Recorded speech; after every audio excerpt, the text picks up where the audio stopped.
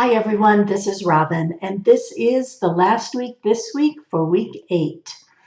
So last week was about experience and learning, and you read that in chapter 7.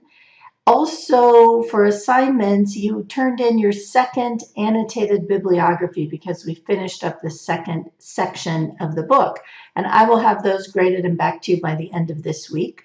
You continued working on your adult learning theories paper, which is due week 13, and then you had 2 forums. You had a required megathread forum and then an optional activity forum.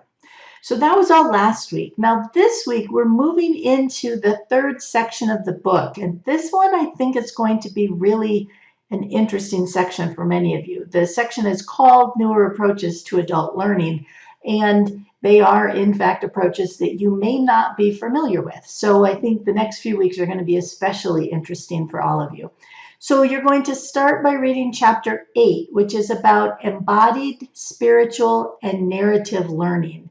And then because this is an area that is probably less familiar to you than the work that we've done even up until now, I've included an optional reading folder on the Moodle page. So you'll see there's a folder with some just additional readings if you want to read a little bit more about embodied, spiritual, and narrative learning. Now, in terms of assignments, of course, you're going to keep working on your adult learning theories paper. And my recommendation, I know I've said this before, but my recommendation is that you aim to have your paper done before week 13 so that you can share it with people in your group and get feedback from each other so that you can improve it before you turn it in for a grade. Now, in addition to working on your adult learning theories paper, there are 2 forums this week related to embodied spiritual and narrative learning. They are both required. So there's a learning team discussion, one where you're discussing with your small group learning team. And then we also have a mega thread discussion for this week. So that is what's going on this week. It's pretty straightforward.